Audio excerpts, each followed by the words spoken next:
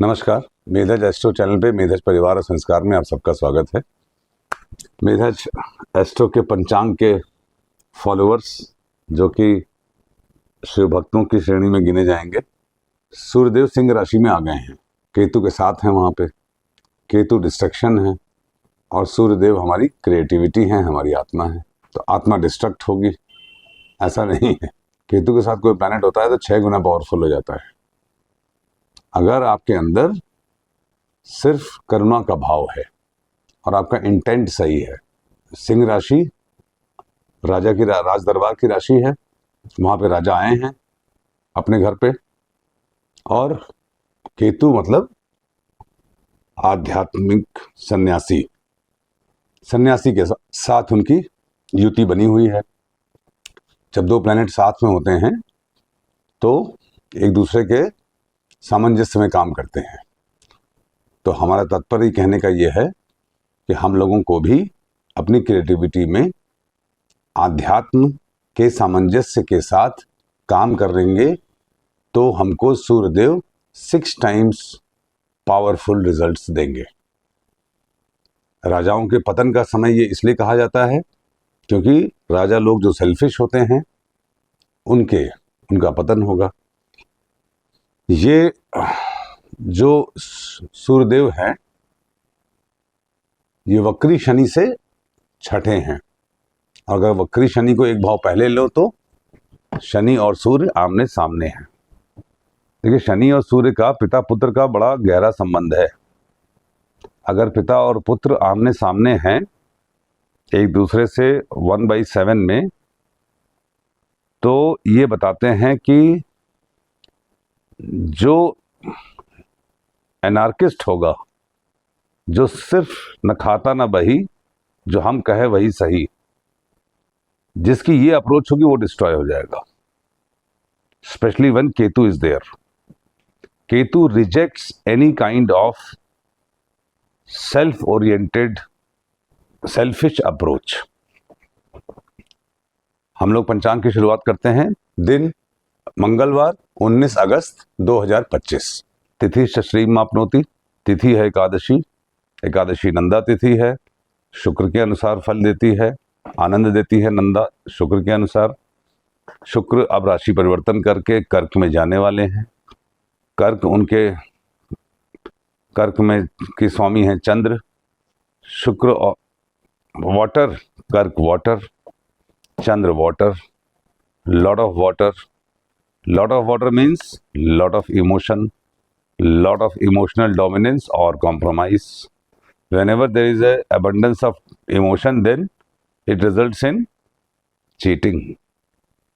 अगर आप बहुत भावुक हैं जिस भी चीज को लेकर या जिस भी व्यक्ति को लेकर, उसको लेके आपके अंदर एक धोखा देने की भावना आती है, या उसको पाने के लिए या उससे छिपाने के लिए। अगर शुक्र कर्क में रहेंगे जब अब आने वाले कुछ दिनों में, कुछ दिन तक, तो अगर चीटिंग की भावना नहीं रखेंगे तो शुक्र और चंद्र अनलिमिटेड रिसोर्सेज एंड वेल्थ देते हैं। Unlimited, unimaginable. जल ही जल है। इस पृथ्वी का 80% वाटर है। हमारे बॉडी का 80% वाटर है। उसका 80% हमारे दिमाग में है। 80-90%। इसका मतलब हमारे दिमाग में इमोशन ही इमोशन है, चीटिंग ही चीटिंग है। इमोशनल कॉम्प्रोमाइज या इमोशनल डोमिनेंस यही है। इसीलिए कृष्ण जी को चंद्रमा का अवतार माना गया है। Krishna is the only person who handle his mind in the right way. बाकी ऋषि मुनि, हम लोग, सब लोग जितने लोग हैं, अपने मन पर ही नियंत्रण पाने के चेष्टा में, प्रयास में लगे हुए हैं। जब एकादशी तिथि होती है, और एकादशी तिथि मंगल के अनुसार फल देती है, जहां पे मेष राशि है, जहां वृश्चिक राशि है और जहां मंगल बैठे हैं। वर्तमान में मंगल कन्या राशि में है, हस्त नक्षत्र में। ये प्रेरित कर रहे हैं। हस्त मतलब हैंड्स, अपने हाथों से काम करने के लिए, दूसरों पर डिपेंड ना रहने के लिए। तो मंगलवार का दिन है, मंगलवार को एकादशी तिथि मेक्स अमृत योग, वेरी गुड योग, क्योंकि मंगल ही मंगल है। नंदा तिथि आनंद, एकादशी मंगल के अनुसार फल और मंगलवार, और मंगल जो है वक्री शनि के सामने है कन्या में। इसका मतलब जब कोई प्लेनेट आमने सामने होता है तो दोनों ही भावों में उसको समझिए आप। ये हम प्रैक्टिकल पर्पस के लिए बता रहे हैं, ये कहीं लिखा नहीं है, but I have applied this and I keep applying this, और मेरी असेसमेंट एकदम सही होती है। I find the result perfectly okay. कोई प्लेनेट आमने सामने है, दोनों को वहीं समझिए, एक दूसरे के साथ समान युति में फल देते हैं। इसको इंग्लिश एस्ट्रोलॉजर्स स्क्वायर इफेक्ट भी बोलते हैं, केंद्र संबंध। एनीवे, तो ये अमृत योग बनाएंगे। अमृत योग अब सबके लिए नहीं है, अमृत योग उनके लिए है जो मंगल के अनुसार कार्य करना चाहते हैं। मार्स, जब आप देखिए हम लोग पढ़ाई लिखाई में आगे जाते जा रहे हैं, धीरे धीरे मैं कुछ चीज़ें इसमें ऐड करता जाऊंगा। सबसे पहले तो मैं हर एक वीडियो में क्या क्या ऐड करूं, मेरे दिमाग में एक बात ये आ रही थी कि मैं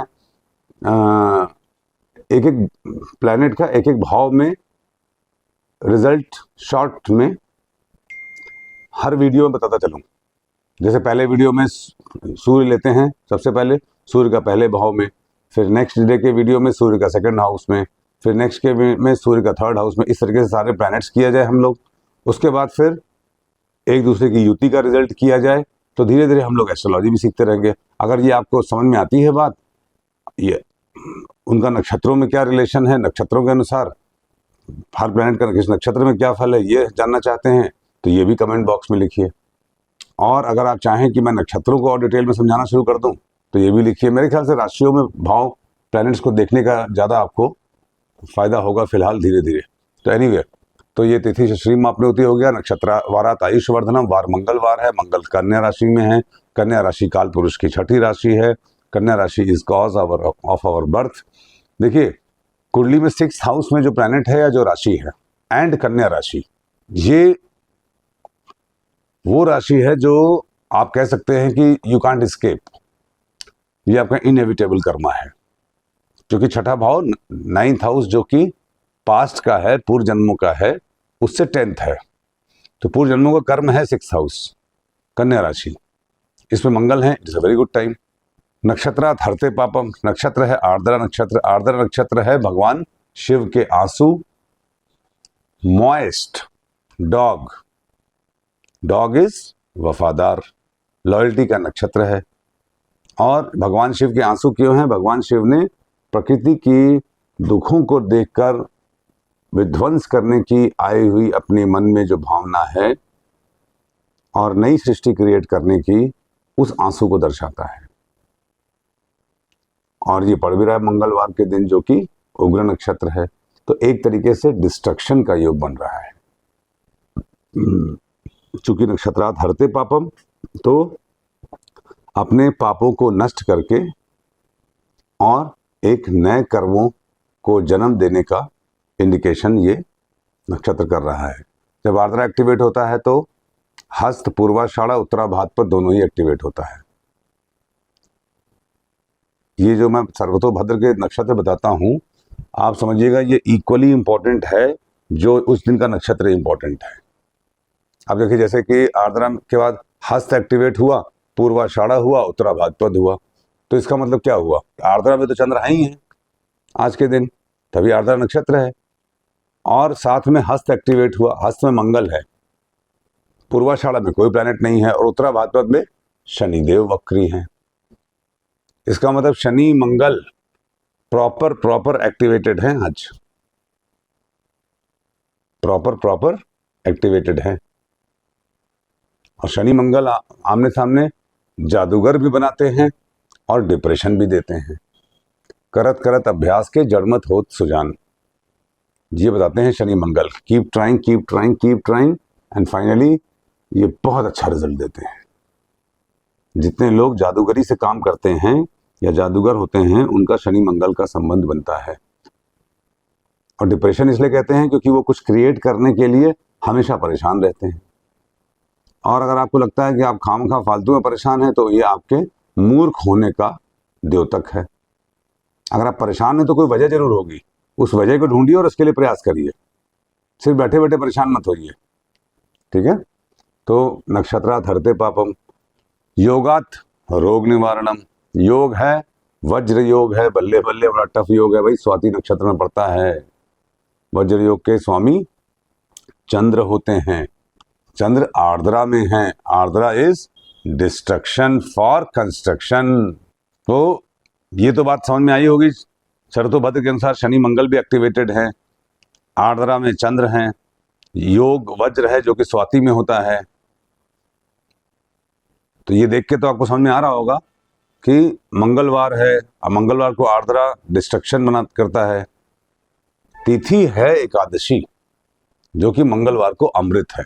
इसका मतलब whatever sufferings we are going to have on this day, if we accept them gracefully, it is going to convert into immortality, amrit for us. This is the message of this day. जब एकादशी तिथि होती है तो तुला और मकर राशि दग्ध राशि होती है, मतलब जल जाती है। तुला वो राशि जो रिश्तों की राशि है, भीड़ भाड़ की राशि है, बिजनेस की राशि है, संबंधों की राशि है। तुला में सूर्य नीचस्थ होते हैं और शनि उच्च के होते हैं।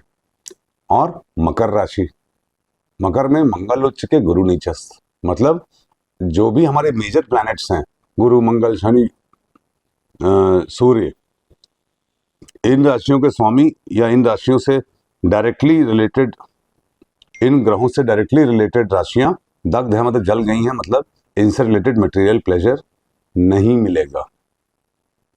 जब मटेरियल प्लेजर नहीं मिलेगा तो इनसे रिलेटेड स्पिरिचुअल प्लेजर लेने की कोशिश की जाए। ये कैसे लेनी है ये आपको अच्छे से पता है। करणात् कार्य सिद्धिश्च, करण है बालव करण, बालव करण again Chandra, Chandra is in a tough situation.